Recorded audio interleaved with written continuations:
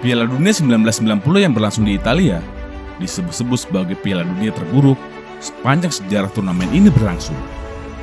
Hanya ada 115 gol yang tercipta dengan rata-rata gol 2,21 per laga. Catatan ini merupakan yang terendah sepanjang sejarah Piala Dunia. Ditambah 193 kartu kuning dan 16 kartu merah sepanjang turnamen menjadikan Piala Dunia 1990 salah satu Piala Dunia dengan jumlah kartu paling banyak. Namun, pada Piala Dunia 1990, Jerman yang kala itu dikomandoi sang kaisar Franz Beckenbauer mencatatkan beberapa momen bersejarah serta kejadian yang akan selalu dikenang dalam pergelaran Piala Dunia. Momen pertama, saat Jerman berhadapan dengan musuh bebuyutan mereka, Belanda, di babak 16 besar. Gol kedua Jerman Barat yang dicetak Andreas Brehme ke gawang Hans Verbruggen merupakan salah satu gol terindah sepanjang turnamen berlangsung. Partai itu juga dikenal sebagai partai penuh ludah karena insiden memalukan antara Frank Rijkaard dan Rudi Völler yang melakukan tindakan saling meludah hingga diterlukannya dua pemain tersebut. Momen penting lainnya terjadi saat babak semifinal antara Jerman Barat yang berhadapan dengan salah satu tim favorit juara, Inggris, yang ketika itu diperkuat salah satu pemain berbakatnya, Paul Gascoigne. Ini menjadi partai menarik sepanjang turnamen karena kedua tim menampilkan permainan terbaiknya. Setelah menghabiskan 120 menit pertandingan, Jerman akhirnya lolos ke partai final setelah unggul lewat drama adu penalti. Partai ini juga menjadi ikonik karena tangisan Paul Gascoigne yang kecewa setelah dirinya menerima kartu kuning dari wasit. Jerman akhirnya melaju ke partai final dan akan menghadapi Argentina yang saat itu masih diperkuat sang legendanya Diego Armando Maradona. Pertemuan kedua negara ini juga merupakan final ulangan karena 4 tahun sebelumnya, Jerman yang kala itu masih dilatih Beckenbauer harus mengakui keunggulan Argentina di final Piala Dunia 1986 yang berlangsung di Meksiko.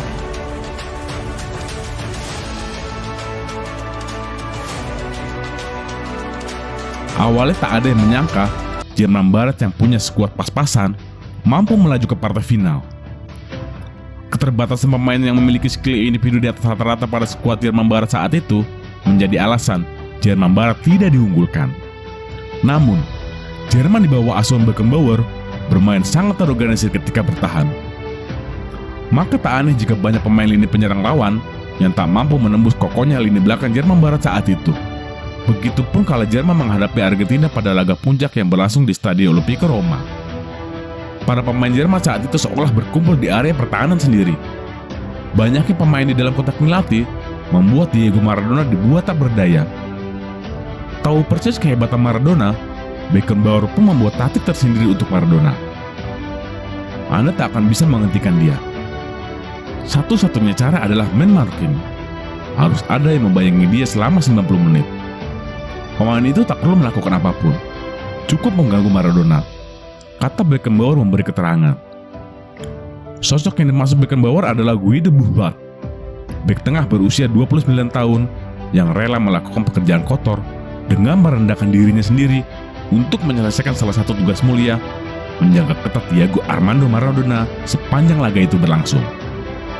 Kedisiplinan Busquets membayangi Maradona membuat Samaha bintang frustasi.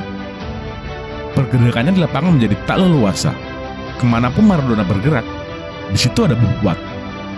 Busquets sudah disiapkan untuk tugas itu. Boleh dibilang, dia ditakdirkan untuk melakukannya, kata Beckenbauer. Laga tersebut berakhir untuk kemenangan Jerman Barat atas Argentina dengan skor 1-0 yang dicetak Andreas Brehme melalui penalti kontroversial yang diperoleh setelah Rudi Völler dilanggar oleh Roberto Mancini. Atas kemenangan ini, Beckenbauer mengukir sejarah baru sebagai orang pertama dan satu-satunya yang pernah menjuarai Piala Dunia sebagai pemain dan kapten tim. Jerman Barat pun akhirnya kembali dikdaya dengan mengangkat trofi Piala Dunia untuk yang ketiga kalinya.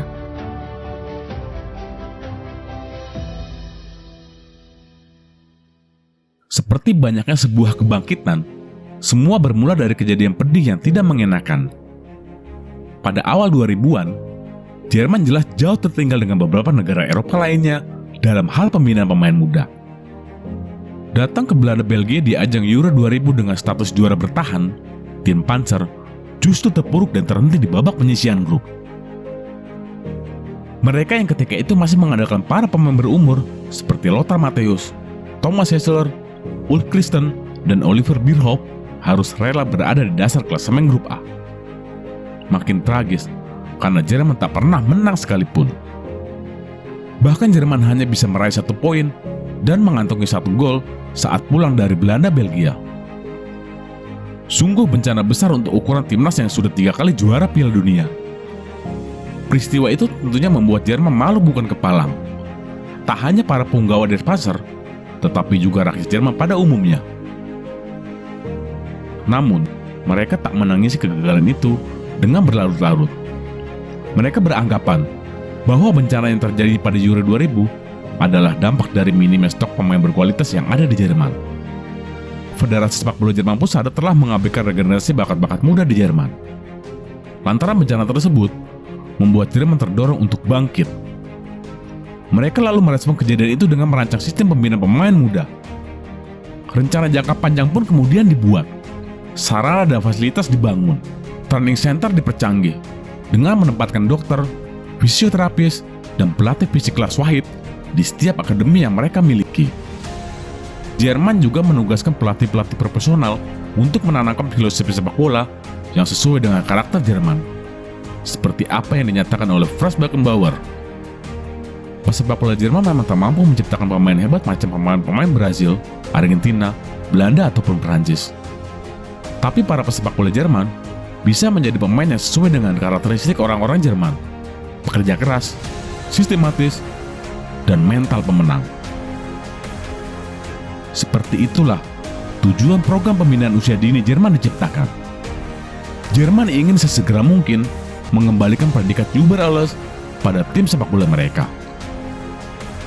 Setelah beberapa tahun, pekerjaan panjang itu pun mulai menampakkan hasilnya, bahwa Jerman telah memiliki pasukan muda yang menakutkan yang kelak akan menuai prestasi. Pada Piala Dunia 2014 di Brazil, Jerman yang dikomandoi Joachim Löw kembali hadir dengan pasukan yang lebih siap. Lahm, Neuer, dan Schweinsteiger sedang dalam usia emas mereka.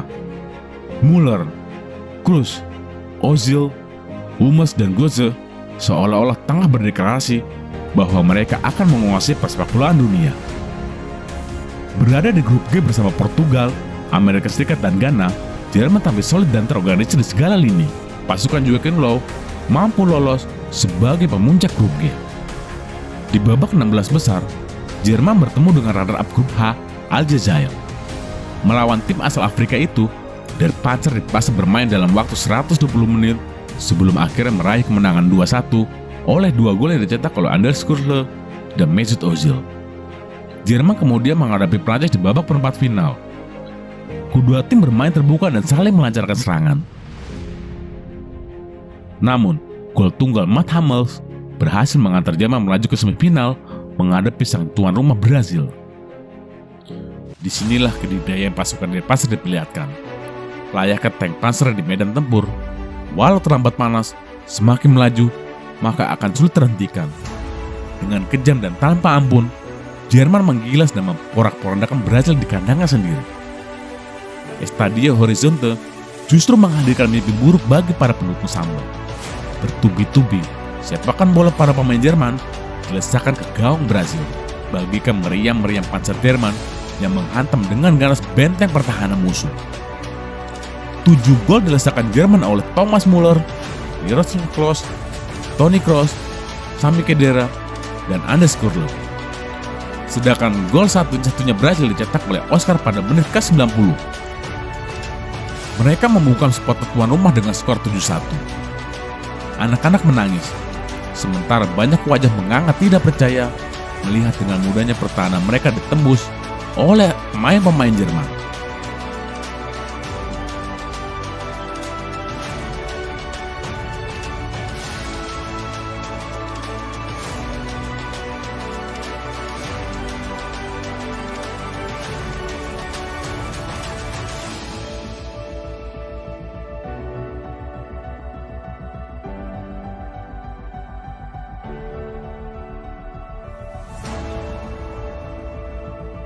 Ini adalah kekalahan terbesar Brazil di Piala Dunia, hingga memberikan duka tak terkira bagi rakyat Brazil. momen ini lantas dikenal sebagai tragedi Mineirazo. Jerman akhirnya memastikan diri menjadi kampiun Piala Dunia 2014 setelah berhasil mengalahkan Argentina 1-0 pada laga final di Stadion Maracana. Gol tunggal kemenangan Jerman dicetak Mario Götze pada menit ke-113 setelah bermain imbang tanpa gol hingga babak normal. Keberhasilan ini pun membuat Jerman mencatat sejarah baru dalam perhelatan Piala Dunia. Jerman kini menjadi satu-satunya tim Eropa yang berhasil menjuarai Piala Dunia di Amerika Selatan. Perjalanan Jerman di pentas Piala Eropa juga luar biasa. Koleksi 3 trofi Eropa dengan 6 kali masuk final menjadi bukti betapa tangguhnya Jerman kalau tampil di sebuah turnamen internasional. Piala Eropa 1972 adalah gelar Eropa pertama sekaligus penanda kebangkitan sepak bola Jerman di Eropa. Bersama generasi emasnya seperti Franz Beckenbauer, Uli Hoeneß, Gerd Müller, dan Sepp Maier, Der Panzer mengalahkan Uni Soviet dengan 3 gol tanpa balas di partai final yang berlangsung di Belgia. Keberhasilan Jerman tersebut membuat skuad Beckenbauer dan kawan-kawan dinobatkan sebagai tim terbaik dalam sejarah Piala Eropa. Jerman Barat kembali menjadi tim yang tampil mempesona pada Piala Eropa 1980 yang berlangsung di Italia. Der Panzer menjadi kekuatan yang sulit dibendung dengan tidak terkalahkan sepanjang putaran final di ajang paling bergengsi antara negara-negara Eropa ini. Stadion Olimpico pun menjadi saksi keperkasaan Jerman Barat memenangkan Piala Eropa 1980 mengalahkan tim kejutan Belgia dengan skor 2-1.